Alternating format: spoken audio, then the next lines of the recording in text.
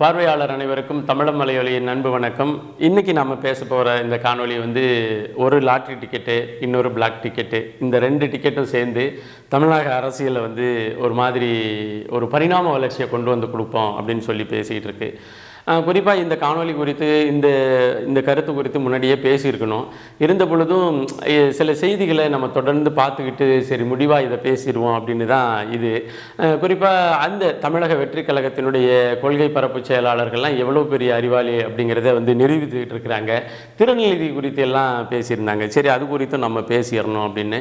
இப்போ கூடுதலாக புதிதாக வேலைக்கு சேர்ந்த அந்த வேலையால் தமிழகம் முழுமைக்கும் தமிழக வெற்றி கழகத்திற்கு 15% வாக்குகள் இருக்குது அப்படின்னு சொல்லியிருக்கிறாங்க. இதெல்லாம் பார்த்துட்டு என்ன பண்ணிட்டாங்க, இதை பார்த்துட்டு பண்ணாங்களோ அல்லது வேறு எதுவும் காரண காரியத்திற்கு பண்ணாங்களோ, மத்திய அரசு ஒய் பிரிவு பாதுகாப்பை நடிகர் விஜய் அவர்களுக்கு கொடுத்துருக்கு. இப்போ இந்த தமிழக அரசியலை பொறுத்தவரையிலையும் இது என்ன மாதிரியான ஒரு போக்கு, என்ன மாதிரியான ஒரு சூழலில் அந்த ஒரு அரசியல் கட்சியாக இன்னும் அதுக்கு அரிச்சுவடின்னா என்னன்னே தெரியாத ஒரு அரசியல் கட்சிக்கு இந்த ஊடகங்கள் கொடுக்குற முக்கியத்துவம் என்ன, இதெல்லாம் ஒரு அதாவது செட்டப் மாதிரி ஒரு தோற்றத்தை நம்மளுக்கு உருவாக்குது இல்லையா? அது குறித்து தான் நம்ம பேசணும் அப்படின்னு நினச்சது. குறிப்பாக நம்ம ஒன்றா வந்துடுவோம். இந்த திறநிலை குறித்து நம்ம கொள்கை பரப்பு செயலாளர்கள், அதாவது தமிழக வெற்றி கழகத்தினுடைய கொள்கை பரப்பு செயலாளர்கள் என்ன மாதிரியான ஒரு இதை வச்சுருக்கிறாங்க. அதாவது திறநிதி அப்படிங்கிறது அவனோ தூங்கிக்கிட்டு இருக்கும் பொழுது அவன் காசை அவனுடைய காசை பையிலேருந்து பிரிச்சுட்ட மாதிரியும், அல்லது அவனுக்கு பெரிய ஆசையை தூண்டி விட்டு நான் நடிகன், நீ ரசிகன், என்னுடைய காட்சி, என்னுடைய படத்தை நீ முதல் நாள் முதல் காட்சியே பார்த்துடணும், அதனுடைய விலை 50 ரூபா டிக்கெட்டு 5000 ரூபாய் இருந்தாலும் நீ வாங்கி பார்த்துடணும், அது போன்ற ஒரு உளவியல் சிந்தனையை இளைய தலைமுறைக்கு பாய்ச்சி அதன் மூலமாக பல கோடி ரூபாயை திருடி அதில் சில கோடி ரூபாயை படம் எடுக்கிறவனுக்கு கொடுத்துட்டு அதில் சில கோடி ரூபாயை தன்னுடைய வருமானமாக பெற்றிருக்கிறது போல ஒரு பொழப்பு அப்படின்னு நினைக்கிறாங்களா? அப்படி இல்லாட்டின்னா ஒவ்வொரு கட்சியிலையும் தேர்தல் நிதி அப்படின்னு சொல்லி வாங்கி அங்கே இருக்கிற கான்ட்ராக்டுக்காரன், அங்கே கடை வச்சுருக்க பள்ளக்கடை அம்மா அல்லது ஒரு தள்ளுவண்டி அம்மா இவங்கள்ட்டெல்லாம் பிச்சை எடுத்து அதை 50 லட்சம் 1 கோடி அப்படின்னு எல்லாம் கொண்டுட்டு போய் இது மாவட்ட செயலாளரினுடைய தேர்தல் நிதி அப்படின்னு கொடுக்குற மாதிரியான நிதின்னு நினச்சிக்கிட்டாங்களா என்னன்னு தெரியல. உண்மையில் உலக வரலாற்றில் பன்னெடுங்காலமாக இருந்த இந்த விடுதலை போராட்டங்களினுடைய வரலாற்றை எல்லாம் படிச்சிங்கன்னா திறநிதி அப்படிங்கிறதோ அல்லது ஒரு உதவி, அதாவது ஒரு போராட்டத்திற்கான உதவிங்கிறது அந்த வெகுமக்களினுடைய உளவியலை வென்றதுனுடைய வெளிப்பாடு தான். நீங்கள் பார்த்தீங்கன்னா ஒரு போராட்டம் நடக்குது, அந்த போராட்டத்திற்கு நேரடியாக போராட்ட களத்தில் நிற்க முடியாதவர்கள் அந்த போராட்ட களத்திற்கு தேவையான உதவிகளை செய்வது அப்படிங்கிறது அந்த போராட்டத்தின் மீதும் அந்த போராட்டம் முன்மொழிகின்ற தத்துவத்தின் மீதும் நம்பிக்கை கொண்ட அந்த அளவீடை காட்டுகிறது. இதை தாண்டி இந்த திறநிதி அப்படிங்கிறதுல எந்தவித அசிங்கமோ அல்லது எந்தவித அருவருக்கத்தக்க செயலோ இல்லை. இப்போ நான் சொன்னேன் இல்லையா, இந்த போக்கு இருக்குது பார்த்தீங்களா, இந்த போக்கு உண்மையிலேயே அவன் ஒரு படத்தை பார்க்குறான், அந்த படத்தில் தன்னை ஹீரோவாக பார்த்துட்டு அதாவது தன்னுடைய ரசிகனை ஒரு ஹீரோவாக நம்மளை பார்க்குறாங்கிறதன் அடிப்படையில் அவனை முதல் நாள் முதல் காட்சி என்னன்னாலும் நீ பார்த்துடணும், அப்போ தான் நீ என்னுடைய உண்மையான ரசிகன், அப்போ தான் நீ உனக்கு அந்த ஊரில் நற்பணி மன்றத்தில் தலைவர் போஸ்ட்டோ அல்லது துணைத் தலைவர் போஸ்ட்டோ தருவேன் அப்படின்னு ஏமாத்துறது. அதன் பிறகு படம் ஒரு ஒரு கதையே இல்லாத படமாக இருந்தால் கூட அதை பல கோடி ரூபாய் மதிப்பீட்டில் எடுக்கிறேங்கிற பேரில் எடுக்கிறது. அதில் 100 கோடியிலேருந்து 200 கோடி வரலையும் தனக்கு சம்பளமாக வாங்கிக்கிறது. இந்த 100 கோடி 200 கோடி சம்பளம் அப்படிங்கிறது இந்த ரசிகனாக இருக்கின்ற இவனை ஏற்கனவே மூலச்செலவை பண்ணி நீ முதல் நாள் முதல் காட்சி 50 ரூபா டிக்கெட்டு 500 ரூபா கொடுத்து வாங்கி பார்த்தா தான் நீ என்னுடைய ரசிகன்கிற மாதிரி கொண்டு சம்பாதிக்கிறது இல்லையா? இது போன்ற ஒரு நிலைமையில் இருக்கிறவங்க திறநிதி என்கின்ற மக்களினுடைய பங்களிப்பை தவறாக பார்க்கறதுல பெரிய ஆச்சரியமெல்லாம் இல்லை. இன்னும் சொல்லப்போனால் அந்த செய்தியை வெளியிட்ட தமிழக வெற்றி கழகத்தினுடைய கொள்கை பரப்பு செயலாளராக இருக்கின்ற தம்பி லயோலா மணி அவருடைய காணொளி பதிவுகள், அவருடைய பதிவுகள்லாம் பார்த்திங்கன்னா நகைச்சுவையினுடைய உச்சம். இப்போ கூட சமீபத்தில் நீங்கள் இவ்வளவு பேசுகிறீங்க, எதற்கு ஈரோடு இடைத்தேர்தலை நீங்கள் போட்டியிடலை அப்படின்னு கேட்டதுக்கு தம்பி மணி அவர்கள், லயோலா மணி அவர்கள் சொன்னார், எங்களுக்கு போதுமான நேரம் கிடைக்கலைங்க, நாங்கள் கட்சி வளர்ச்சி பணியில் முழுமையாக கவனம் செலுத்தி கொண்டிருப்பதால் அந்த தேர்தலில் போட்டியிடுவதற்கு போதுமான நேரம் கிடைக்கல, எங்கள் நேரத்தை வந்து அதில் செலவிட விரும்பலை அப்படின்னு சொல்லி தமிழக வெற்றி கழகத்தினுடைய கொள்கை பரப்பு செயலாளர் தம்பி சொல்லியிருக்கிறாரு.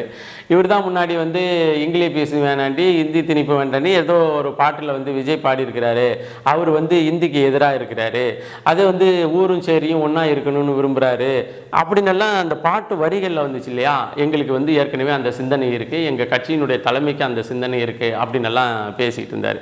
இப்போ இது போன்ற நபர்களுக்கு ஒரு வரலாற்று புரிதல் இல்லாமல் போயிடுச்சு. தமிழக அரசியலினுடைய வரலாற்று போக்கு எப்படி இருந்தது, கடந்த காலத்தில் தமிழக அரசியலினுடைய வரலாறு எப்படி இருந்தது, எந்த காலத்தில் நம்ம வந்தோம், என்ன கொள்கைக்காக நம்ம வந்து நின்னோம், எந்த கொள்கையின் அடிப்படையில் நம்ம இந்த வரலாற்றை வளர்த்தெடுக்க வேண்டிய அவசியம் இருக்குது, இது போன்ற எந்த ஒரு அதாவது அரசியல் குறித்தான அரிச்சுவடி, அந்த வரலாற்று அரிச்சுவடி எதுவும் மற்றவர்கள் தான் இது போன்ற பேசுவாங்க.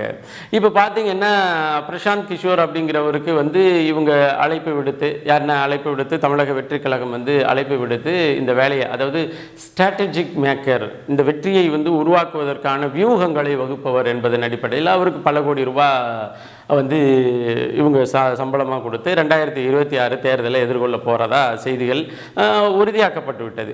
இப்போ பார்த்தீங்கன்னா ஒரு பக்கத்து வந்து நடிகர் விஜய் அவர்கள் பிளாக் டிக்கெட் மூலமாக வந்த பணத்தின் அடிப்படையில் அந்த தயாரிப்பாளர்கள் கொடுக்கின்ற பல கோடி ரூபாய் சம்பளம், பிளாக் டிக்கெட் சம்பளம் 200 கோடி சம்பளம் வாங்குறாருன்னா உண்மையிலேயே அவர் படம் நடித்து அவர் உழைச்சி ஒரு சமமான ஒரு ஹீரோ, அவருக்கான உழைப்புக்கான ஊதியம் அதிகபட்சம் 1 கோடி 2 கோடின்னு கூட வச்சுக்கலாம், அதுவே அதிகபட்சம். இப்போ 200 கோடிங்கிறது வந்து இந்த பிளாக் டிக்கெட் மணி தான்.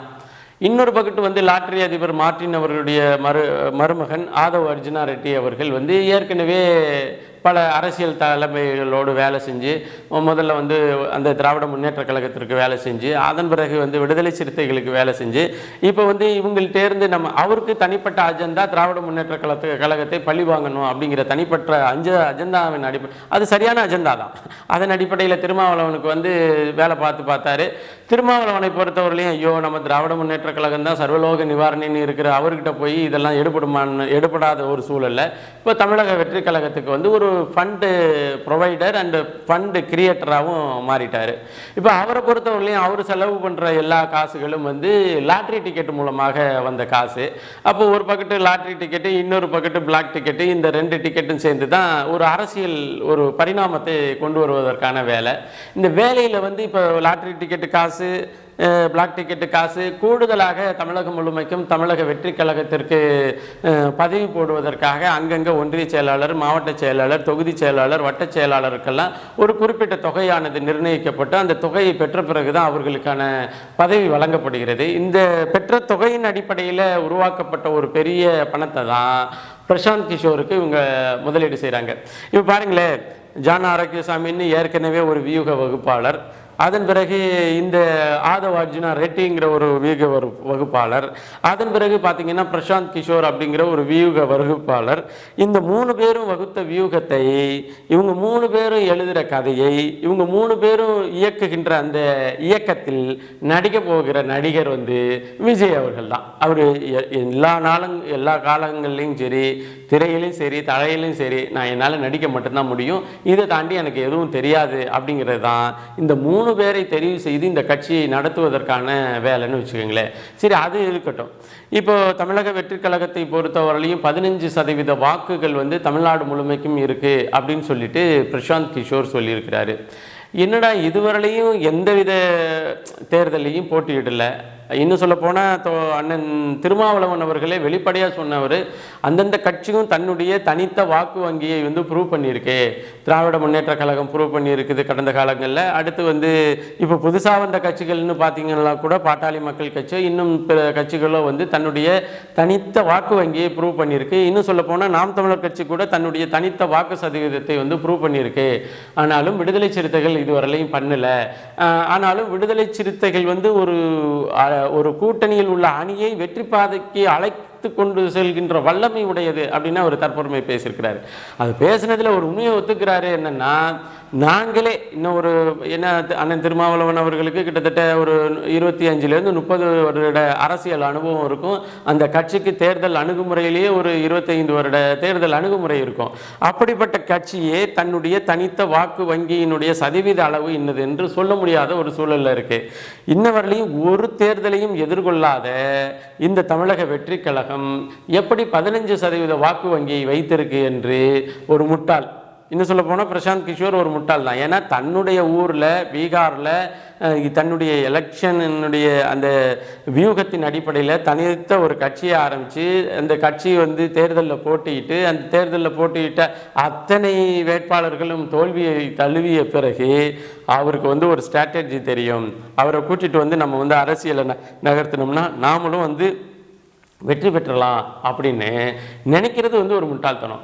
இவர் எந்த அளவுக்கு முட்டாள், அதாவது பிகேங்கிறவர் வந்து பிரசாந்த் கிஷோருங்கிறவர் எந்த அளவுக்கு முட்டாள் அப்படின்னா, ஒரு தேர்தலை எதிர்கொண்டு தேர்தல் வந்து ஒரு கட்சி தனியாக நின்று அந்த கட்சி தனியாக நின்றதன் அடிப்படையில் பெற்ற வாக்குகளின் அடிப்படையில் சதவிகிதத்தை போட்டு அந்த சதவீதம் தான் அதனுடைய தனித்த பலம் என்று சொல்வதற்கு முன்னாடியே தேர்தலிலேயே போட்டியிடாத ஒரு கட்சிக்கு வாக்கு சதவீதம் போட்ட மிகப்பெரிய அறிவாளி, மிகச்சிறந்த முட்டாள் இவர் தான். அறிவாளியா முட்டாளாங்கிறத நீங்கள் முடிவு பண்ணிக்கங்க. இப்போ இந்த சூழலில் தான் இவர்கள் வந்து நாம் தமிழர் கட்சியை பார்த்து பேசிக்கிட்டு அங்கங்கே ஏதாச்சும் பேசிக்கிட்டு இருக்கிறாங்க. உண்மையிலேயே நாம் தமிழர் கட்சியினுடைய தரப்பிலிருந்து தமிழக வெற்றி கழகத்திற்கு சொல்லணும்னு நினைக்கிறது என்னென்னா, தயவு செய்து நீங்கள் எங்களுக்கு எதிரி இல்லை, நாங்கள் உங்களை எங்களுக்கு சமமான எதிரியாக பார்க்கல. ஒரு பக்கத்து நாம் தமிழர் கட்சியை பொறுத்தவரையிலும் முற்றுமுழுதான தமிழக அரசியல் 2026 தேர்தல் அரசியலில் முற்றுமுழுதான எதிரி யார் அப்படின்னு சொல்லி தீர்மானித்து விட்டது. யார் எதிரினா ஈவேராவினுடைய வாரிசுகள் இந்த இடத்துல மிக முக்கியமான எதிரிகள். அவர்களை தான் நாம் வந்து சண்டை போட போகிறோம், அவர்களை எதிர்த்து தான் நம்ம களப்பணியில் இருக்க போகிறோம், அது உறுதியானது. இந்த பக்கத்து நீங்கள் உடனே நாம் அவர்களை ஈவேராவின் வாரிசுகளை எதிர்க்கிறதுனால இவங்க வந்து பாரதிய ஜனதா பி டீம்னா இவர்களை அதை விட கேவலமாக எதிர்க்கிறோம். இன்னாலும் நம்ம திராவிட முன்னேற்ற கழகத்திற்கு அளவிற்கு இவர்கள் பலசாலி இல்லை, நான் ஒரு பலசமான எதிரியை நாங்கள் வீழ்த்துவதற்காக போராடி கொண்டிருக்கிறோம், அதனால் நீங்கள் பலவீனமான எதிரிகள் எல்லாம் எங்கள் மீது அவங்க டீமி இவங்க டீமின்னு நீங்கள் சொல்லாதீங்க. இப்போ திராவிட முன்னேற்ற கழகம் அதனுடைய கூட்டணி கட்சிகளை களத்தில் வீழ்த்துவதற்காக உழைத்து கொண்டிருக்கிற நாம் தமிழர் கட்சியை பார்த்து நீங்களும் திராவிட முன்னேற்ற கழகத்தை தான் வீழ்த்த போகிறோம் அப்படின்னு ஒரு கட்சியை எங்களுடைய அரசியல் எதிரின்னு அறிவிச்சிட்ட பிறகு அந்த கட்சிக்கு எதிராக எந்த பதிவையும் பதிவு செய்யாமல் நாம் தமிழர் கட்சியை விமர்சிப்பதனுடைய நோக்கம் என்ன அப்படிங்கிற ஒரு கேள்வி இருக்குது. இப்போ வந்து எங்களுடைய அரசியல் எதிரி அவர், எங்களுடைய கொள்கை எதிரி இந்துத்துவா பாசிசா அப்படின்னு சொல்லி போயிட்டே இருக்கின்ற இந்த சூழலில் தான் தமிழக வெற்றி கழகத்தினுடைய தலைவருக்கு ஒய் பிரிவு பாதுகாப்பு கொடுத்துருக்கு. இவங்க கேட்டாங்களா, இவங்க கேட்டு அவங்க கொடுத்தாங்களா, இவங்க கேட்காமையே அவங்க கொடுத்துருக்காங்களா அப்படிங்கிறது தெரியல. உண்மையிலேயே தமிழக அரசியலில் ரொம்ப த்ரெட்டனிங் உள்ள அரசியல்வாதிகள் அப்படின்னு சொன்னால் ஒரு பக்கத்து இந்த ஜாதிய கட்சிகளினுடைய முகங்களாக இருக்கின்றவர்களுக்கு ஒரு ஜாதி கட்சியினுடைய தலைமைகளுக்கு இன்னொரு ஜாதி கட்சியினுடைய தலைமை எதிரி, அப்படி தான் பார்க்கப்பட்டிருக்கு. அப்போ உண்மையிலேயே பாதுகாப்பு கொடுக்கணும்னா இந்த சாதிய கட்சிகளை வழிநடத்துகின்ற தலைமைகளுக்கு கட்டாயம் கொடுக்கணும், அவங்களுக்கு தேவை. இப்போது நீங்கள் என்ன சொல்ல வாரீங்கன்னா, இப்போ தமிழக வெற்றி கழகத்தினுடைய தலைவருக்கு நீங்கள் ஓய்பிரிவு பாதுகாப்பு கொடுக்கறதன் மூலமாக இங்கே இருக்கின்ற காவல்துறையினுடைய அந்த பாதுகாப்பு வந்து திராவிட முன்னேற்ற கழகத்தினுடைய பாதுகாப்பு வந்து அதுக்கு போதுமானது இல்லைன்னு சொல்ல வரீங்களா? அல்லது நாங்கள் வந்து நீங்கள் கேட்காமலே உங்களுக்கு ஓய் பாதுகாப்பு பிரிவு கொடுத்துருக்குறோம், நீங்கள் தேர்தலுக்கு எங்கள் கூட தான் கூட்டணி வைக்கணும்னு கேட்க போகிறீங்களாங்கிற கேள்விக்கு பதில் சொல்ல வேண்டிய கடமையும் பொறுப்பும் தமிழக வெற்றி கழகத்துக்கு தான் இருக்குது. இப்போ இந்த சூழலில் அங்கே இருக்கின்ற கொள்கை பரப்பு செயலாளர்கள் குறைந்தபட்சம் அரசியல் வரலாறு தெரிந்து நீங்கள் பேசணும். இன்னும் சொல்லப்போனால் திரள்நிதி அது குறித்து இது குறித்தெல்லாம் கருத்து சொல்கிறதுக்கு முன்னாடி உண்மையிலேயே அது என்ன அப்படின்னு புரிதலோடு நீங்கள் பேசணும் அப்படிங்கிறது தான் இந்த காணொலி பதிவினுடைய நோக்கமாக பதிவு செய்து மீண்டும் ஒரு காணொலி பதிவில் இணைவோம். நன்றி, வணக்கம்.